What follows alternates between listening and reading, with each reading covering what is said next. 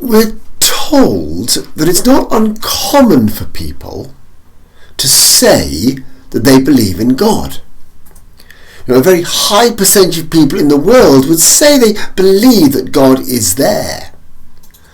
The question is, what they believe God is actually like. How would they describe God? It's quite a good question for us actually to ask ourselves, how would I describe God? Because I do think that what we believe is probably quite different from what we say we believe. We can sing hymns and songs about God's love. We can read the assurances in the Bible about his love. But our hearts may still carry that conviction that, he may well love the whole world, but I'm not sure about me. Do I count?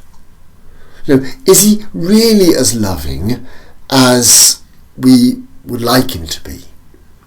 Or is it that the fact that we don't feel his love means his love isn't really there at all? I think this is something God really wants to challenge within us.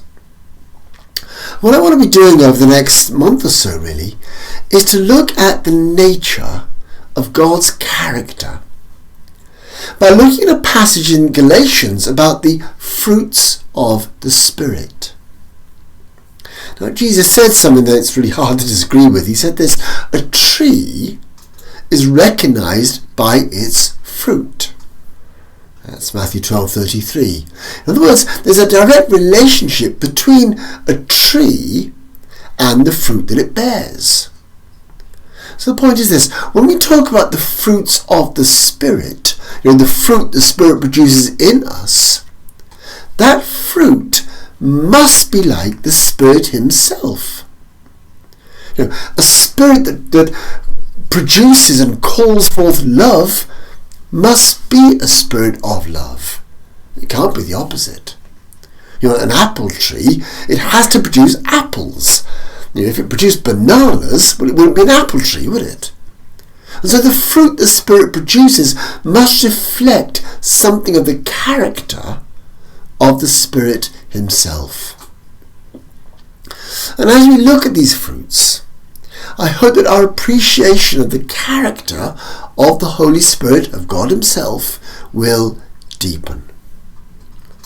So at the beginning of the year I thought, well, what better way could we go into the new year by really letting this sense, the love of God and the character of God go deeper into our hearts.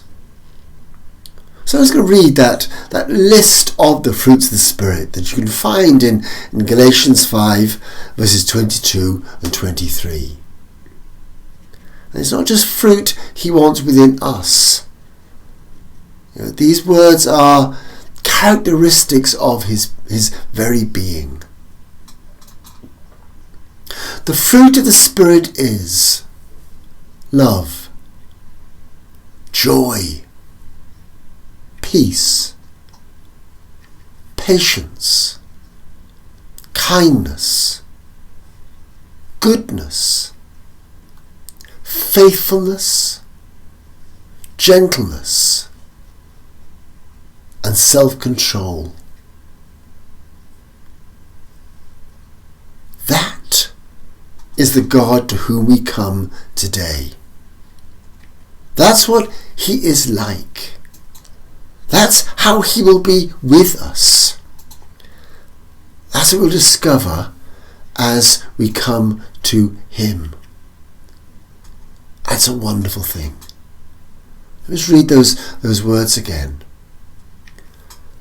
Love, joy, peace, patience, kindness, goodness, faithfulness, gentleness, and self-control.